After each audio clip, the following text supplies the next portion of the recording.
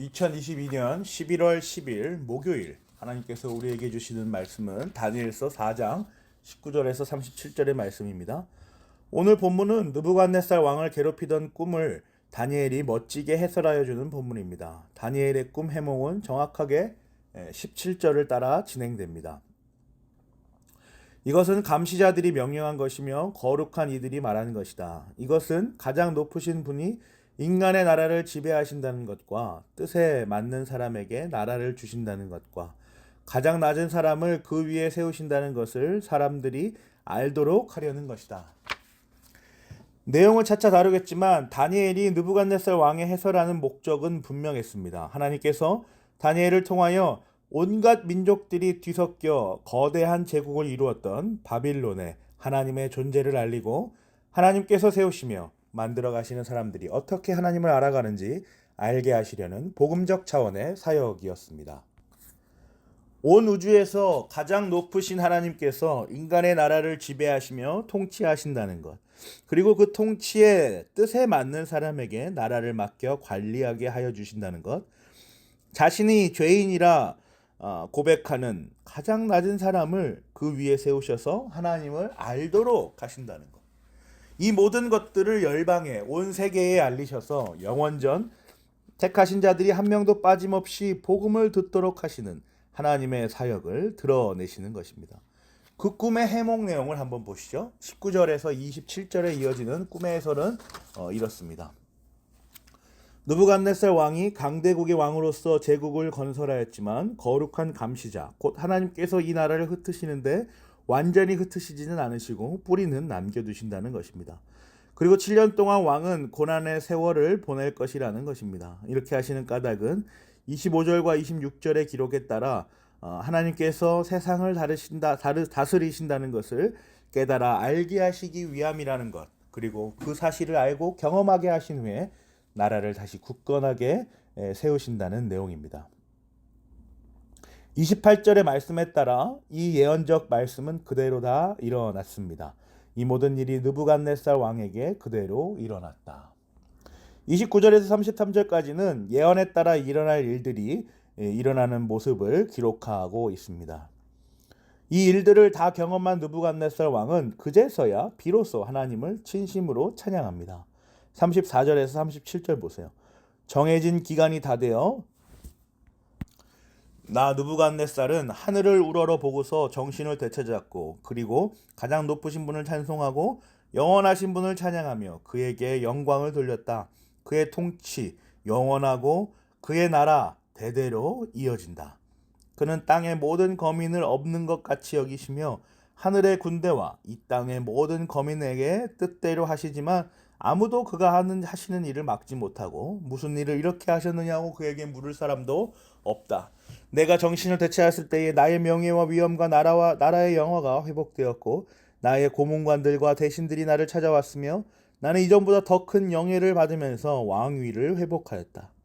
이제 나 느부갓네살은 하늘의 왕을 찬양하고 높이며 그분에게 영광을 돌리는 바이다. 과연 그가 하시는 일은 모두 참되며 그의 모든 길은 공의로우니 그는 교만한 일을 낮추신다. 사랑하는 고향제일교회 성도 여러분, 오늘 본문은 오늘날 우리에게 어떠한 교훈을 전달해 줍니까? 하나님께서는 한 사람, 한 영혼에 직접 개입하시며 사랑하십니다. 무엇보다 그가 하나님을 잘 알 수 있도록, 인정할 수 있도록 인도하시는 것이죠.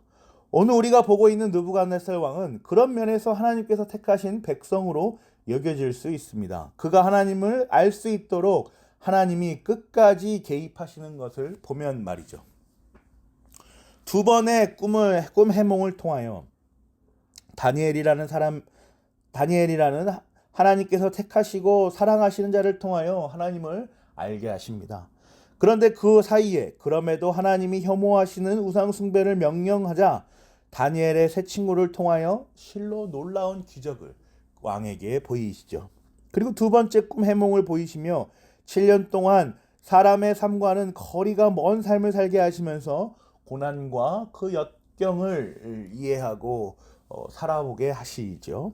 종국에는 하나님을 인정하고 찬양하는 아주 신실한 왕으로 굳건히 세워집니다. 35절은 그가 한 신앙 고백과도 같은데요. 그의 인격이 이 하나님을 찬양하고 인정하는 문장 속에 들어 있음을 우리가 보게 됩니다. 35절입니다. 그는 땅의 모든 거민을 없는 것 같이 여기시며 하늘의 군대와 이 땅의 모든 거민에게 뜻대로 하시지만 아무도 그가 하시는 일을 막지 못하고 무슨 일을 이렇게 하셨느냐고 그에게 물을 사람도 없다. 하늘이 땅을 이끌어 갑니다. 하나님께서 사람을 인도하시죠. 땅과 사람은 하늘과 하나님이 하시는 일을 알지 못하며 심지어 무슨 일을 이렇게 하셨느냐고 반문할 수도 없습니다. 그의 성격이 그대로 드러나 있지 않습니까? 그가 하시는 일을 막지 못하고 권위자가 하는 일을 아무도 막지 못한다라는 것을 알고 있죠. 또 이렇게 무슨 일을 이렇게 했냐라고 반문할 수도 없습니다. 권위자에게 이렇게 물을 수 없다라는 사실을 본인은 아주 잘 알고 있는 것입니다. 그 깊고도 숭고한 사역의 목적은 사람과 땅이 알 수가 없는 것이죠. 느부갓네살 왕이 경험하며 깨우치고 깨달은 것처럼 뒤늦게 후험적으로 깨달아 알게 되는 것이 하나님의 사역의 방법입니다.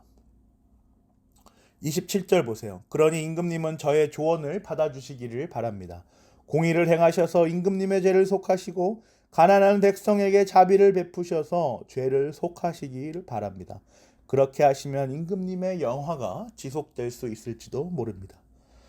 공의로 말미암아 죄를 깨닫도록 하십니다. 거룩하시고 존엄하신 존재 앞에서 머리를 들 수 없는 것이죠. 빛의 존재 앞에서 어둠이 사그라드는 것처럼 빛의 존재 앞에서 작은 먼지 하나, 티끌 하나라도 크게 드러나는 것처럼 자신이 죄인임을 깨닫게 하십니다. 그러나 그대로 내버려 두지 않으시고 자비와 은혜를 베푸십니다. 자비와 은혜로 죄를 사하여 주십니다. 느부갓네살 왕에게 다니엘을 보내셔서 그를 회심시키셔서 찬양하도록 하나님을 인정하도록 만드신 것처럼 우리에게 예수 그리스도를 보내셔서 우리의 죄를 자유케 하시고 의롭다 여겨 주신 것입니다.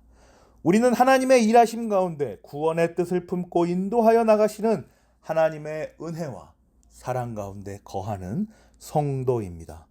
저와 여러분이 이 기쁜 소식을 귀하게 받고 세상 속에서 그리스도인으로서의 품격과 담대함을 누리시기를 간절히 기도합니다.